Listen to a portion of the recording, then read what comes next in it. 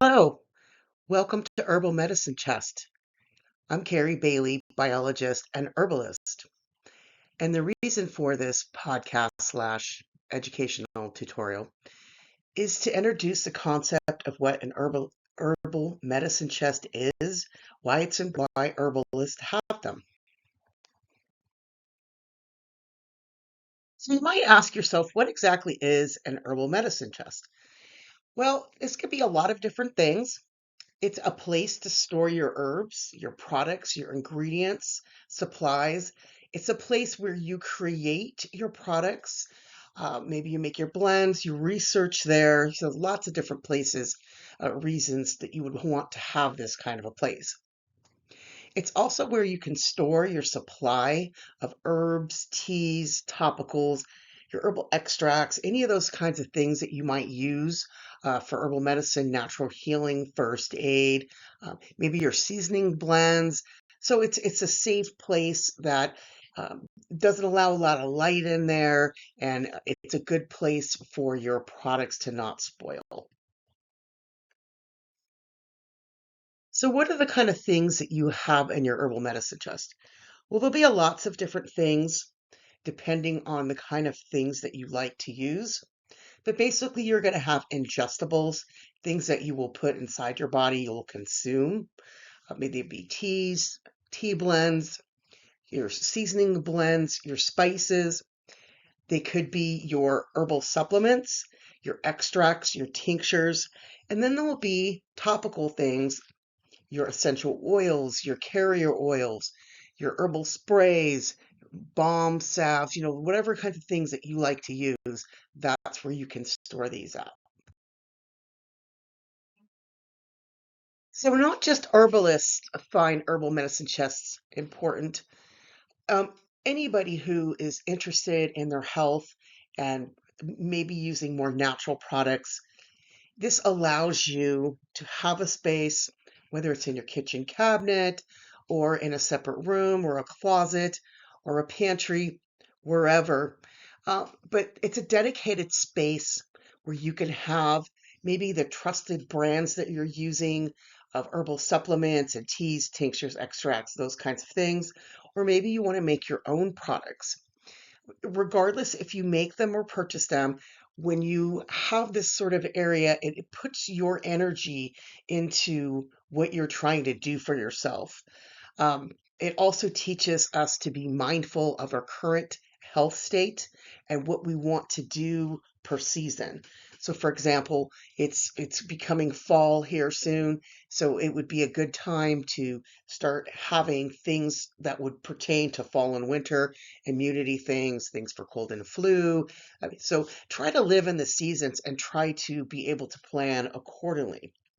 The other nice thing about having an herbal medicine chest is, especially if you've got sensitivities, you can really reduce a lot of chemicals, plastics, fragrance, allergens, those kind of things that might be causing us distress or allergic allergies and things like that. So we can also customize to our specific family needs, um, sensitivities, that sort of things. And it allows you to be able to experiment and learn about herbs in a safe, careful environment. Everybody's medicine chest is going to vary a little bit, and you'll have a lot of different ingredients that will go into your medicine chest. So I'm going to start off talking about a few of these things, the tools and equipment and that space, like I was talking about, lots of different containers, labels, depending on what you want to do. If you're doing a lot of topicals, you might have a lot of essential oils, different carrier oils, waxes, if you like to make balms and things like that. Or maybe you just like to have a lot of herbs. So that again would be your ingredients, materials that you would be using to make products that would go into that herbal medicine chest. So your special place that you do your research or prepare your products is a secret special spot, whether that's a corner of your kitchen table or you actually have a whole room like I do. Actually, I have a few rooms where I practice my herbalism as well as store my containers and labels and jars and all kinds of things that I have. So You want to have that special place. And remember, you want to really keep it clean. It'd be nice if you could have a separate room, but not all of us have that space. But you want to keep dander, hair, all those kind of things out of your product. So the cleaner you are, the longer your products will last and the more effective they'll be. Now, there's a lot of tools, utensils, devices, instruments, equipment, ingredients. There's a lot of things that you might need to make your products. But just remember that you don't have to start off with everything. You can start building your arsenal, day by day, week by week, month by month. There's still some equipment that I would like to have, and I've been doing this for over 30 years. That tincture press is on my wish list here. One of these days I'll get it.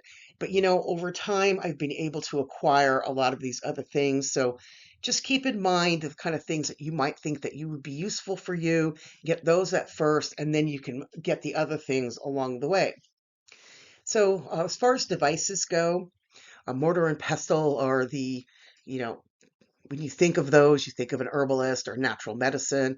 So those are definitely something that people use a lot. Herb grinder would be something else.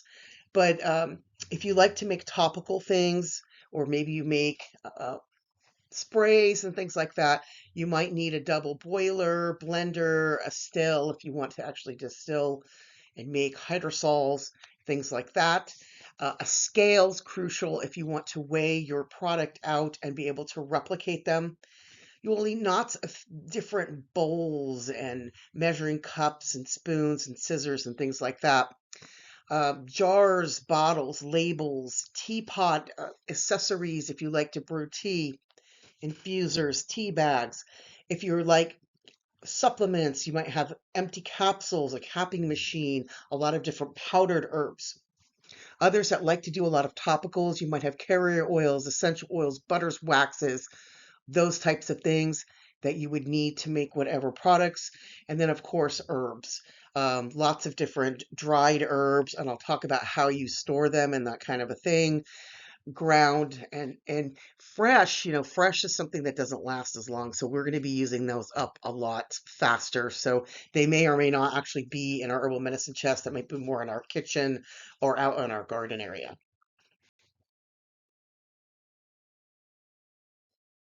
So another thing about product making supplies, uh, especially if you are making things that are water or alcohol based, and you're also making things that are maybe an oil base. So, for example, if you like to make salves and balms or essential oil blends or things that have an oil base to them, you might want to have measuring cups, spoons, funnels, those types of things that are only for those oil based products. It's really hard to get the oil residue off of things. So it's nice to have those separate. And then another one that would be for alcohol and water soluble type of products. Those are a lot easier to be able to clean. And then I keep mine in plastic totes that have handles on them. So they're easier for me to move around. And I have one again for oil based, and then I have another one for alcohol or water. And then I also would have things that when I wash my containers, I don't just use them in my sink. I have an actual wash pan that I wash my bottles and jars and things like that in. So I'm not actually putting it in my sink. That's another way to cut down on some potential contaminants that can get into your product. And then the other thing would be maybe having pots, pans, something that maybe if you need to sterilize and boil your jars ahead of time, maybe even have a separate hot plate. If you like to make balms and salves and things like that, you might want to use a hot plate rather than using your stove. That oil and wax, when it starts dripping and getting messy, it's really hard to clean up. So it can really make a lot of stains and things. So you might choose to have a separate hot plate burner for that. And then some other things that you might need spoons, hair dryer or shrink gun if you're going to be making products and reselling them to other people or giving them away. You might want to put seals on them, and those plastic seals need heat to be able to shrink them down. So the heat hair dryer, the heat shrink gun is so much better than a hair dryer because then your hands don't get hot and burn. Also advise that all of these equipment and tools that you're using for your herbal product making, that they're separate from what you use for your family in your kitchen. It's just better to keep those separate. Also, we'll have less contamination from saliva and things like that. So it's just you really want to keep as much contaminants out of your products. They'll just last a lot longer for you. Now, you might wonder where to acquire a lot of your supplies that you need. I say to try first your neighborhood shops, any bulk specialty stores that you can get jars and containers and things like that, because you'll need a lot of them. You'll need, plastic bags to store things in, besides jars and bottles and labels and all kinds of things like that. I really like Mountain Rose as well as online. There's Star West, there's Bulk Apothecary, Essential Wholesale, lots of different places, Specialty Bottle, SKS Bottle, uh, Bulk Apothecary, Uline, Amazon, of course. So lots of places. You know, so go wherever it's convenient for you. And obviously, if you buy in bulk, you're going to get a better deal rather than buying small amounts. So keep that in mind, especially if you need a large quantity of something. As far as containers go, remember that you're going to need glass jars and usually wider mouth containers for making your products and storing them. And then you'll need uh, more nicer administering jars, dropper bottles, those kind of things for actually administering or giving them away to people. So you're going to need several different types. And if you do like to make lip balms, I do recommend that you get a lip balm tray that you can insert the lip balm tubes in. Then you flip it upside down and then you can pour directly into the lip balms and the tubes. And then there's a spatula there that you can run over it so that you can make things nice and smooth. It'll save you a lot of time and frustration for them not falling all over the place or over dripping down the sides with your product. There'll be miscellaneous items too that you might find that you'll need, especially if you're going to be giving things away as gifts, because herbal products make great gifts. Baskets, containers that you might have your things in, and then maybe even some paper shredded for filler in there so that you can set your products on top of. Labels, whether you make them yourself or you order them online. I use this to print a lot. Um, so other types of things to kind of pretty them up if possible, those are things that you might be needing. Now, natural products, there's a lot of different ingredients that go in them. There could be clays, meals, honey, salt, sugars, baking soda, aloe vera gel. If you like to make tinctures or extracts, maybe you have alcohol. So you'll have to store those as well as make products with them. So remember that you'll need space for those things as well. Now, carrier oils are usually vegetable-based oils. They're used for DIY projects, body bath products, aromatherapy, cosmetics, and they're also used for culinary uses. So I usually try to have some essential oil, carrier oils for essential oils, and those that are best used for topical use, and then those I also have for ingestible use. So for culinary, whether I'm making them as a oil for an infused oil that I'm going to cook with or something like that. So just remember too that some of the carrier oils can affect those that have tree nut allergies. So you might want to avoid using almond oil and argan oil and those others that are actually from trees, from nut trees versus something like seed oils, sunflower, safflower, or even coconut are usually fine for people with tree nut allergies.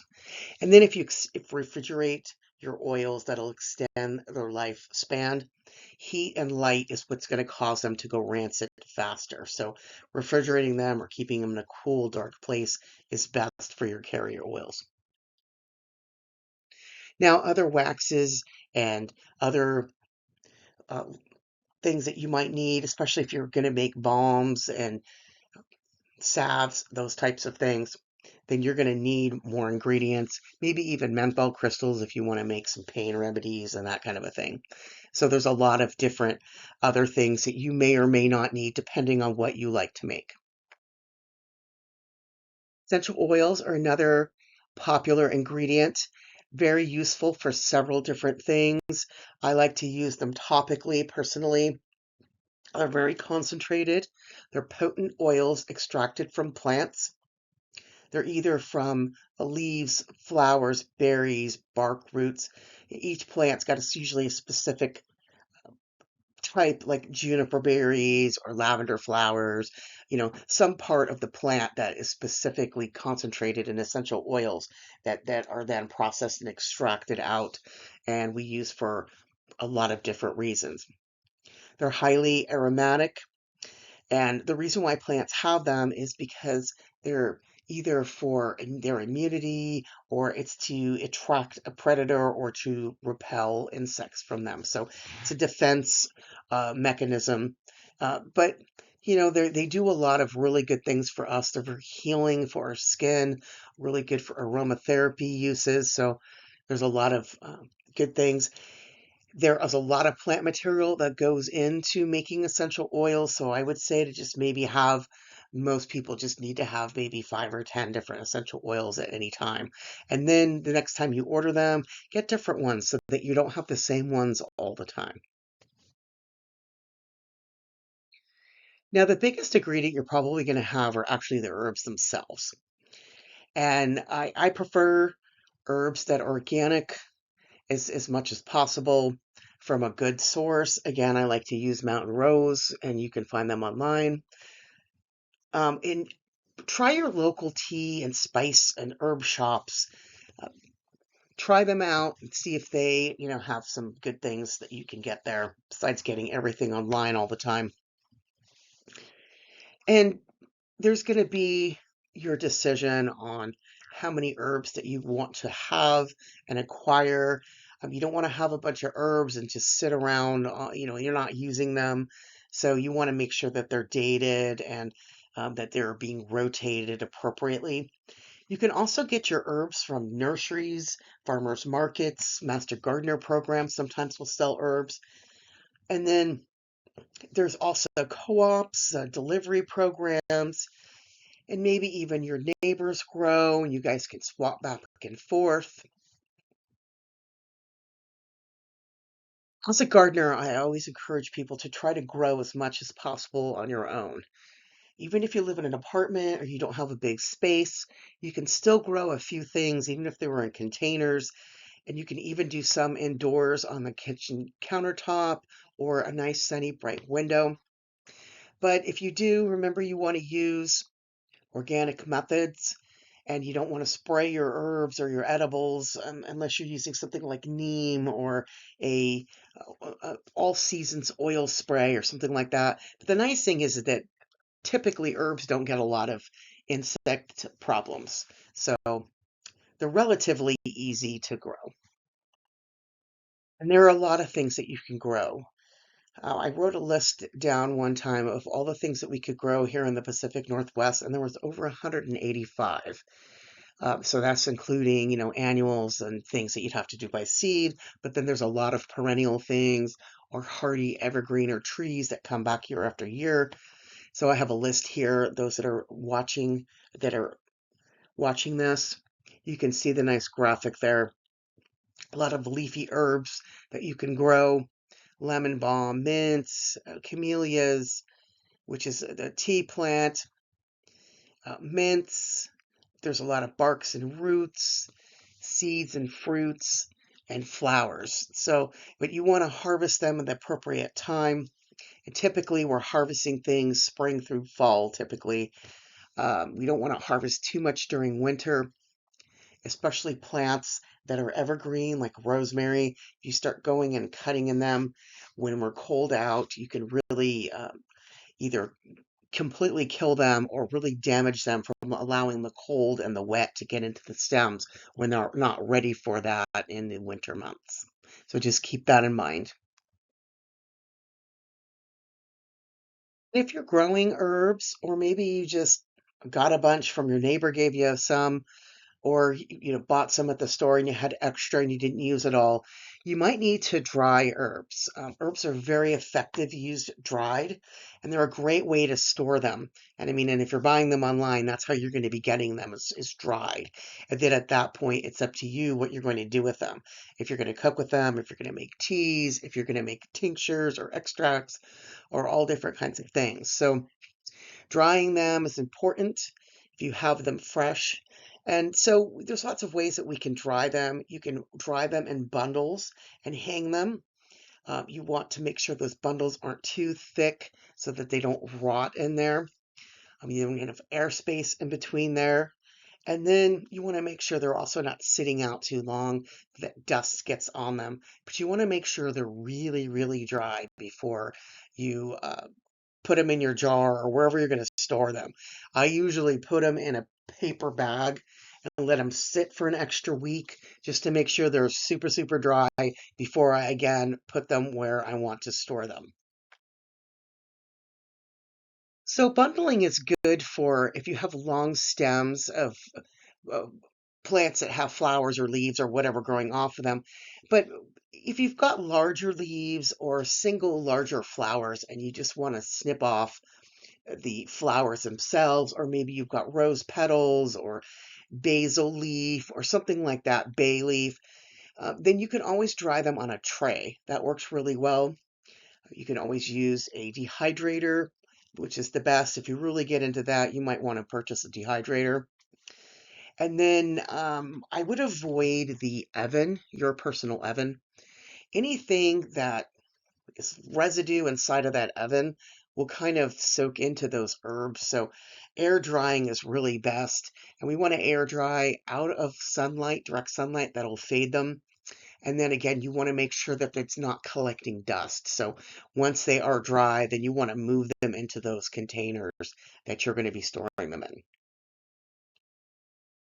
So when you're storing herbs, I like to store my dried herbs in either glass or flat, BPA-free plastic. This helps your herbs to stay fresh. You want to keep heat, light, air away from them, and a lot of fluctuations of temperature. So if you're going to have your jars sitting out, especially if they're clear, then maybe you have small jars that are administrating jars, especially like seasoning blends and that near the stove and the heat. And then maybe have your larger blends in jars that are away in the cupboard or out of the light. I actually store a lot of my herbs, the single herbs. I keep them in the original bags that I purchased them in, and I write the date when I got them so I know how long I've had them. And I don't keep a lot of my stock in big jars. I know it looks cool, but when as far as rotating and knowing how long things have been there, you have to go all the way down to the bottom to use it up, and then you have to put your new in there, and then what are you going to do with the new? So it just causes all of this, where are you putting this and how long has it been? So I like to prefer to keep my herbs in drawers. So I have a lot. So I've got them by alphabetical order, the A's, the B's, and etc. So when you're starting off, again, you might want to have them in tubs or something like that in a dark closet or a drawer or something like that.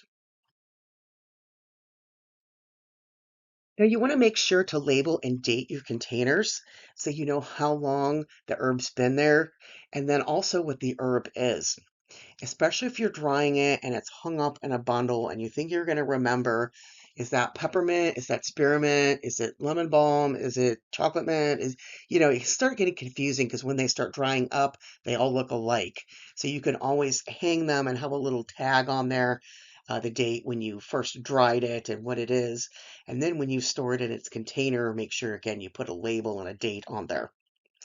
Now, herbs don't last forever, so you want to use them up, but leaf can last about a year or two. Flowers don't last quite as long. They last about up to a year or so. They'll start fading. You'll start seeing the color will change. And then ground or powdered herbs, they last about 6 months or so. So you want to use those up. They don't last as long because they've been uh, down to the smallest particle. So, of course, they're going to lose their essential oils and their vitamins and color and taste quicker. So you want to make sure don't overbuy those. And if you know that time's ticking on them, you want to use them up for something. Now, bark and roots will last the longest. They can last anywhere up to 2 to 4 or 5 years. So they can last quite a long time. It's another graphic here that shows harvesting and storing herbs and how long they'll last, especially if you're harvesting them yourself, which is always a good thing. Well, how we use herbs depends on their form, and there's a lot of different reasons why we might use a specific herb for a specific area in our body. But think about if you can think about a plant and parts and a person's anatomy. So the roots of a plant usually tend to treat the lower part of a person's body, digestion, colon, structural tissue systems, and then bark and roots and twigs treat our trunk area, our digestion. It's good for detoxification and elimination. And then leaves benefit our digestion, urinary, and lower respiration systems. Berries and fruits tend to treat our throat and respiratory system, reproductive organs, and the middle of our bodies. Seeds are great for the skin. They've got a lot of fat-soluble vitamins in there. They treat our head, very nutritive. And then flowers treat the skin, head, and throat. They're also good for things for the brain, anxiety, depression, sleep, headaches, things for our mind, waking our mind up. So if you're trying to match up an herb for a body system, that nature gives us a good cue for that. The other thing is we want to use herbs in the right forms as well. So ground and powdered herbs, I already buy those that way. I don't powder them myself. I try to keep that a nice even consistency.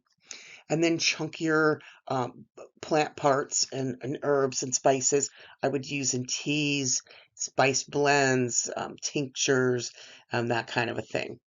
Those powdered herbs would be good for supplements, and then again, seasoning blends and that kind of a thing.